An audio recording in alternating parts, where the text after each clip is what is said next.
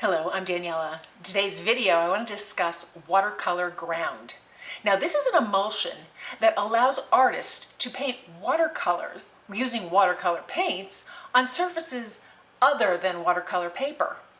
It's very handy if you want to add a watercolor effect to maybe something that isn't watercolor paper, like an art journal or a book, or a surface like metal or glass or ceramic. You can even use it on stone, wood, and other things. Watercolor ground is actually a combination of a polymer acrylic emulsifier, a matting agent, and some kind of chalk or something along those lines.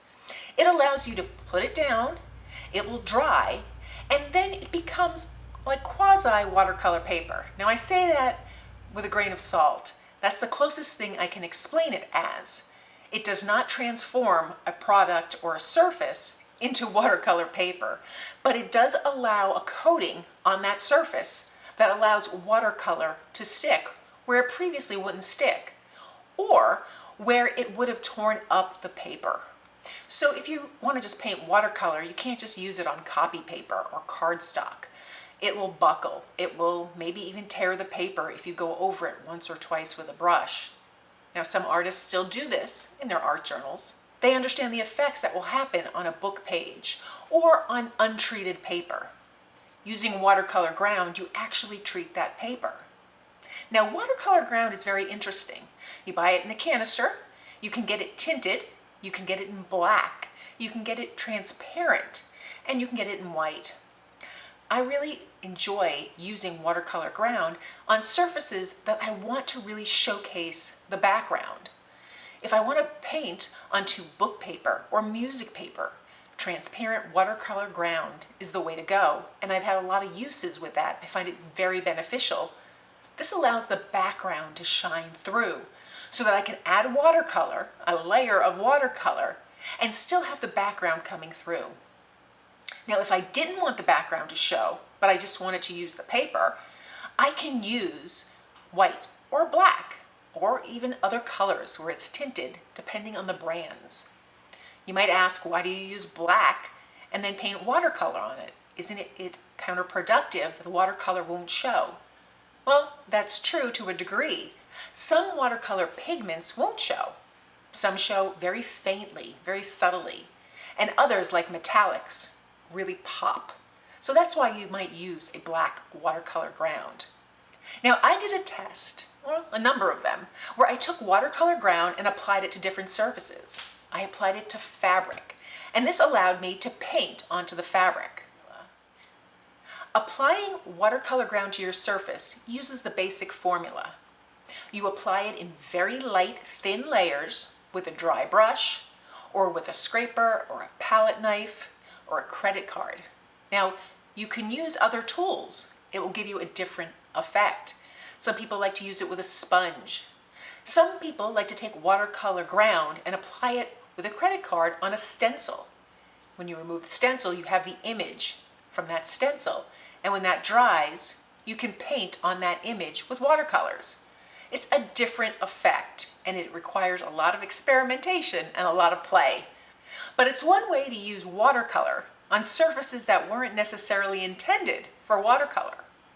I've seen some students use watercolor ground on wooden ornaments. They applied layers of watercolor ground, and then they painted beautiful projects with watercolor. Now, getting back to the application process, when you apply the watercolor ground to your surface, be it paper, wood, glass, you do it in multiple layers, thin layers, and the key is to let each layer dry and cure. That takes about 24 hours. It can take a little less, but you want it to be dry to the touch, and then you want it to cure. And that is just a chemical process of the binder and the chalk and all the agents becoming solid and attached to that paper securely. You don't want to rush this project. You don't want to use a hair dryer or a heat tool. So you have to plan ahead. Now let's go back to my ideas here, my experiments.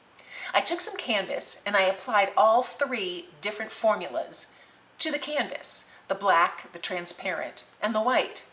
And then I took watercolors and swiped them across, and I tried different colors because I know the colors in watercolor act differently. The reds and the blues and the yellows, they don't all behave the same just because they're watercolors. There's something about the pigments that change the properties. I wanted to see how it would blend. So I'm blending watercolors on canvas. Canvas as in painting canvas, not fabric canvas. I wanted to see what type of blends I could get with the watercolor on the watercolor ground. And for the most part, it blended out nicely.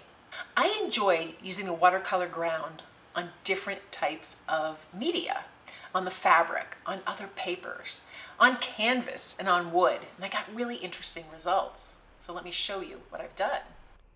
On stretched canvas, and this is the canvas that you might use acrylic paints or oil paints on, I created a few thin layers, let them dry and cured. And then I was ready to start watercolor painting. Because I used it on a canvas, I needed a lot more pigment than I expected. I played around with it, kept adding layers until I got the brightness I wanted. Overall, I enjoyed this technique. I like the effect of watercolor on canvas. It's a little different than what you'd expect, but it is effective, and I would use this technique again. Watercolor ground on fabric. I took a piece of heavy canvas, just fabric, and I attached it to my surface with washi tape. From there, I set 2 layers of watercolor ground on top of the canvas and let it dry and cure. Because I used white watercolor ground, when I removed the tape, I got an interesting background. It no longer looked like my canvas fabric. I painted watercolor on top of the fabric and the watercolor ground, and I got a nice result. It did allow me to use fabric instead of watercolor paper, so this was another success.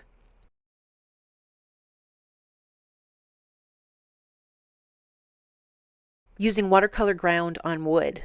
I had this wooden tag, and I thought I'd make a mixed media project using watercolor paints. After letting the first layer dry and cure, I went in with my watercolor paints and created a very painterly image. I wasn't looking for specifics here. Then I took my paintbrush, added some spatter to the top of it, let that dry, and then I decided to add a metallic looking key on top. This was something I could add to my art journals. It was a unique piece, and using the watercolor on wood was a little unexpected. Using a stencil with watercolor ground. Earlier in this video, I showed you how I added watercolor ground and a stencil to just some paper. I wanted to just color in the areas where I put the watercolor ground, and this allowed me to use that on the paper without warping the entire paper. I like the results. It's a little unexpected pop of color and an image. Using watercolor ground on music paper. The beauty of music paper or book pages is that when you combine it with watercolor, because of the transparency of the watercolor, you can see the background, and this makes for beautiful results. Because of that watercolor ground layer, I could create blends of color, just like I'm doing here in this painting of a bird. I got a great result, and the musical notes peeked through. I love using watercolor ground on music paper. So that's the process of using watercolor ground in your work as an artist. It really allows you to paint watercolors on other surfaces besides watercolor paper or watercolor journals. I found it to be a lot of trial and error, a lot of experimentation, but very enjoyable and very rewarding because it does stretch out how often you can use watercolors. If you have any tips for using watercolor ground, please comment below. Tell me what you think of this video. And as always, thank you for joining me.